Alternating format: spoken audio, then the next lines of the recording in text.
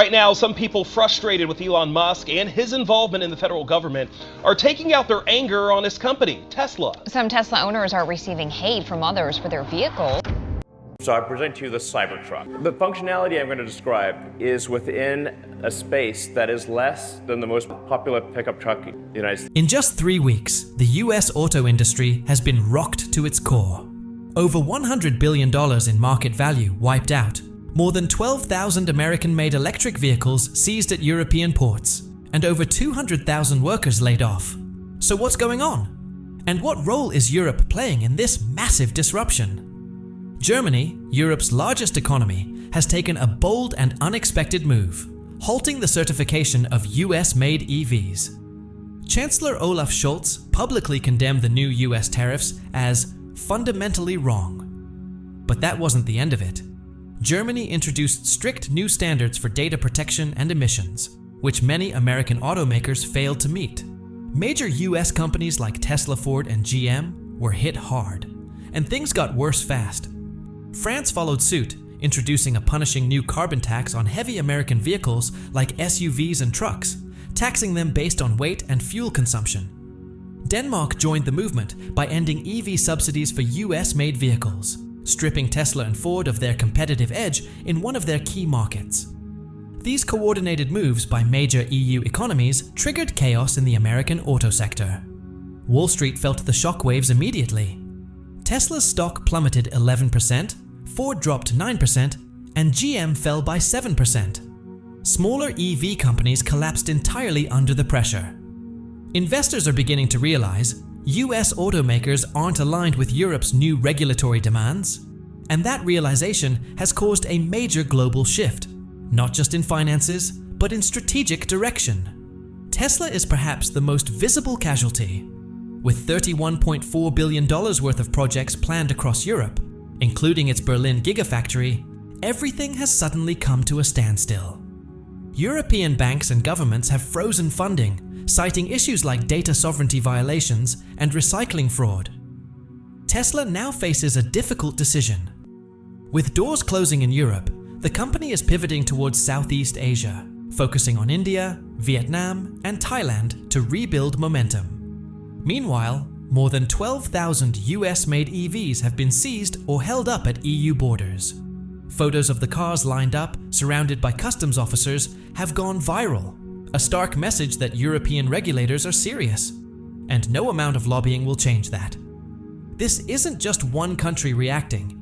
It's a unified European response to what they see as lax US standards on environment and consumer protections. The impact at home is devastating. In just weeks, over 200,000 American auto workers have been laid off. Plants are shutting down or reducing production.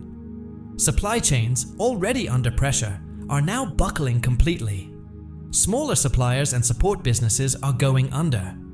Families in key manufacturing regions, from Michigan to Kentucky, are suddenly facing unemployment, uncertainty, and financial strain. The economic toll is immense, and it stems from a growing gap between US trade policies and evolving global expectations. American companies are paying the price for not keeping up, and it's workers and communities who are suffering most. Then came Ford's bombshell. Without warning, Ford announced it was pulling production of key models, the Focus, C-Max, and several EV lines, out of the US entirely. No negotiations, no apologies. Just gone. Michigan, once the proud heart of American manufacturing, now watches as Ford leaves behind shuttered plants and broken promises. Why? Because the cost of doing business in the US has skyrocketed. Steel prices are up, aluminum is more expensive, and lithium, essential for EV batteries, has soared over 300% from 2020 to 2024. And 80% of the world's lithium is controlled by just a few countries outside American influence. Ford didn't just back away, it walked away. So now the question is, was this a betrayal of American workers? Or the only way for these companies to survive? Whatever the answer, one thing is clear. The global auto industry is being reshaped, and the US is facing a crisis unlike anything it's seen in decades. How tariffs, technology, and global tensions are redefining the US auto industry. Most of the world's lithium, the lifeblood of electric vehicles, is refined in China. When the US imposed new tariffs, it set off a chain reaction, and Ford paid the price. Building electric vehicles in America suddenly became 25% more expensive than manufacturing them overseas. Ford was boxed in. But this isn't just a competition between companies. It's a battle between systems. Tesla isn't simply a car manufacturer. It's an empire. They control everything in-house, mining lithium, producing batteries, building vehicles, and developing AI for self-driving tech. No dealerships, no middlemen. Just seamless delivery, straight to the customer. Meanwhile, Ford is still navigating legacy systems, unions, and traditional factory setups. As one Ford executive put it, "We're not competing with a car company anymore. We're competing with an entirely different production civilization." So Ford made a bold move. They launched Project T3, a $50 billion reinvention of their future. Partnering with BMW to pioneer solid-state battery tech, designing robots to handle 90% of the assembly line, and engineering EVs that can drive 1,000,000 miles and recharge in minutes. No more showrooms, just click and drive. Ford isn't just building cars anymore. They're building a new era. The backlash was swift. Critics called Ford a traitor for shifting operations. Political chaos followed. Former President Trump lashed out, accusing Ford of turning its back on American workers. Proposed penalties included new tariffs, federal contract bans, and blacklists. But Ford didn't flinch. CEO Jim Farley summed it up in one sentence. "Do you want to lose 2,000 jobs now, or 20,000 5 years from now?" It was blunt, it was harsh, but it was the reality. Ford didn't run, they adapted. They gave up a symbol to preserve the structure, and in doing so, what some saw as betrayal may, in hindsight, be remembered as one of the boldest acts of patriotism. Ford's message is clear: adapt or disappear. Governments can delay, but markets won't wait. While politicians argue, Ford is rewriting the playbook. The wrench turners and legacy plants are giving way to robotics and software engineers. Cars are now sold like Amazon packages are delivered. If they succeed, Ford could become the blueprint for America's post-oil industrial revival. If they fail, it'll be a warning sign to every aging industry resisting change. And make no mistake, Ford might be the first to leap, but they won't be the last. The entire US manufacturing sector is at a crossroads. The protective policies of the past no longer hold up against rapid tech advancement and aggressive global markets. Meanwhile, tensions with Canada are boiling over. Once strong allies, the US and Canada are now facing fractured economic ties. Ottawa has responded to US tariffs with retaliatory taxes and a supply chain reset that no longer leans on Washington. Stellantis, another major player, has already laid off nearly 900 US workers across 5 plants in Michigan and Indiana, following the US government's new 25% import tariffs, rolled out in April 2025. Production was also paused at the Windsor Assembly Plant in Ontario, and the shutdown of the Tuca plant in Mexico was extended. Why? That same 25% tariff on imported vehicles and components, affecting even close partners like Canada and Mexico. This is shaking the very foundation of the North American manufacturing model, where vehicles often cross the US-Canada border 6 or 7 times before final assembly. Now, each crossing adds to the cost, one tax bill at a time. According to S&P Global Mobility, a car with a $25,000 base price could now cost $6,250 more just because of these new tariffs. And the ripple effects don't stop there. Anderson Economic Group warns that US car prices could jump anywhere from $5,000 to $15,000, depending on how reliant the model is on imported parts. Fully imported EVs or those with components from Canada, Mexico, or Asia will be hit hardest. Even Tesla, with all its vertical integration, still sources 25% of its components from Mexico and another 10% from non-US partners. Ford, too, is deeply tied into Canadian and Mexican supply lines. Cost modeling shows that tariffs alone could increase production expenses by $4,000 to $6,000 per vehicle. All this is happening while global competition accelerates. The clock is ticking. The rules are changing. And the US auto industry, it's being forced to reinvent itself or risk being left behind. We're now seeing a 9% to 15% price increase for electric vehicles, EVs, hitting everyday buyers hard. Take the Tesla Model Y long-range AWD, it's now around $51,000, up from $47,990 just a few months ago. Similarly, the Ford Mustang Mach-E Standard trim now ranges from $45,000 to $47,000, roughly $2,000 to $3,500 more than its 2024 price tag. As EV prices soar, the middle-income buyers, the core group that EV transition programs aim to help, are starting to hold off on purchases, even as government incentives struggle to bridge the widening affordability gap. According to Reuters Automotive, many EV makers in North America are rethinking their investment strategies. Companies are delaying launches, redirecting capital, and taking a more cautious approach due to weakening demand. For example, Ford has postponed its new 3-row electric SUV in Canada and its next-generation electric pickup in Tennessee. Rivian is also hitting pause on a multi-billion-dollar factory project in Georgia, shifting focus to cutting costs and preparing for a more affordable EV line. Meanwhile, China's BYD is making bold moves in Europe with the launch of its premium Denza brand, directly challenging the likes of BMW and Mercedes. Canada, on its part, is working on diversifying partnerships in clean energy and EV technology.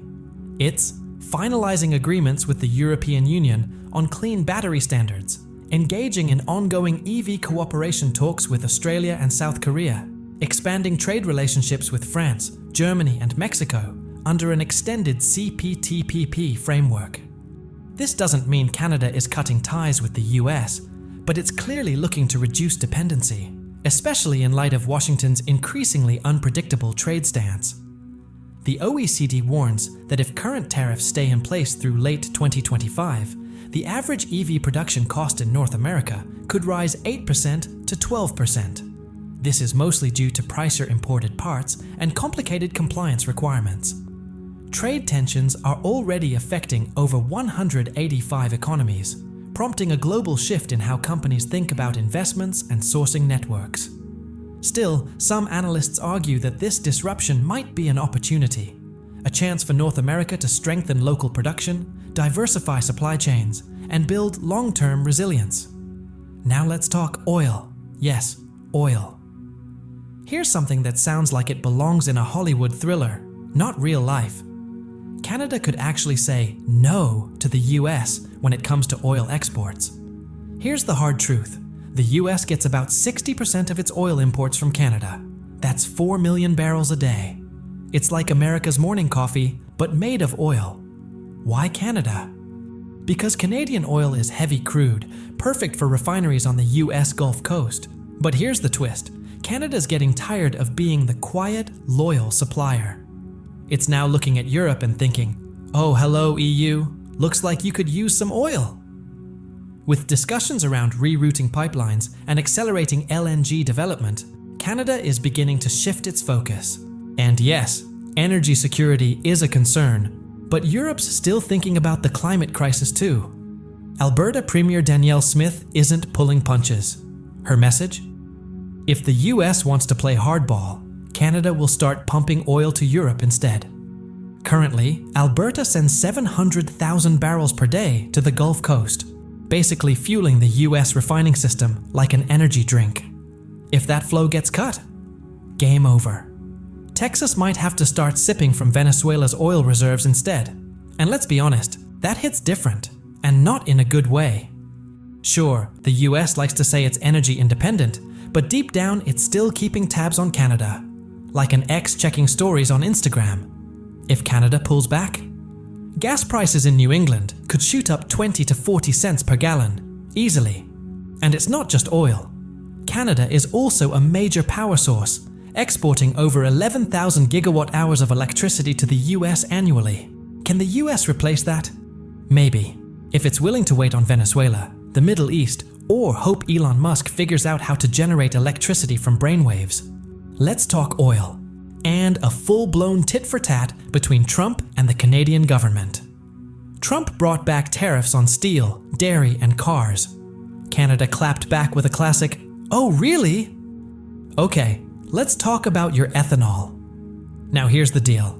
Ethanol is a lifeline for American farmers. The US churns it out like it does memes about Trump, and Canada's been buying it in bulk to power its clean energy initiatives. But if Canada decides to shut the door on that, farmers in Iowa might actually lose their minds. Meanwhile, Europe, newly single after getting dumped by Russia, is desperately looking for a rebound energy partner. And who shows up? Canada, playing the perfect gentleman, bringing CETA and a few million barrels of oil to the first date. In March 2025 alone, Canada exported 8 million barrels to the EU, double what it shipped the previous quarter. So, is the EU Canada's new soulmate? Or just a temporary fix after the breakup with Putin? Either way, Canada is having a serious glow-up. From being the polite neighbor next door to becoming a power player in global energy. And it's not just oil anymore. We're talking uranium for clean nuclear, rare minerals for EVs, and electricity exports that help power large chunks of the US grid. Canada isn't just selling fuel, it's selling influence. In a post-fossil fuel world, it could become the Switzerland of energy. Neutral, but absolutely essential. So what happens if Canada really shifts its strategy? Will the US come crawling back?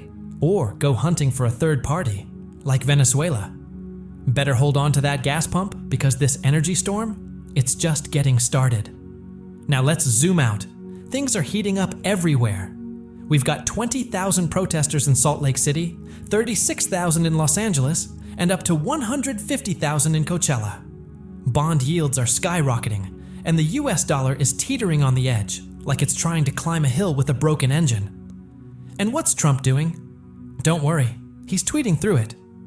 He may think he's still king of the Twitterverse, but really, he's just adding fuel to the fire of public frustration. While thousands sing protest songs in the streets, Trump is shouting into the void like a teenager locked out of a party. Meanwhile, Bernie Sanders is pulling rockstar-sized crowds, 36,000 in LA, and tens of thousands more at festivals like Coachella. Even Utah, yes, Utah, is singing a different tune. While all of this unfolds, Trump stays in an air-conditioned echo chamber, blasting out social media rants like a kid with a Wi-Fi addiction. Does he even realize what's happening? Let's talk economics for a second. You may not track bond yields day to day, but think of them like a countdown timer on a financial time bomb. They're soaring, not because the economy is strong, but because people are desperate to escape it. And the US dollar? Once the mighty king of global currencies, now it's losing trust fast. It's like watching a powerful car stall halfway up a hill. All potential, no traction. Other countries aren't waiting around. They're looking for lifeboats off this sinking Titanic. Global markets are turning into a giant bear, and anyone who doesn't move fast enough is going to get crushed. Now let's talk Trump's tariff chaos. His policies are like a hyperactive kid in class, changing moods every 5 minutes. One day it's high tariffs, the next day it's low tariffs. The new strategy? Tariffs by emotion. For businesses trying to plan ahead, this feels like navigating a maze with no exit signs. The US's trading partners are scratching their heads, wondering if they can still trust anything coming out of Washington. One day, Trump says, "Let's work together." The next, no one's exempt. This back and forth is sending shockwaves through the global economy, and no one knows where it ends.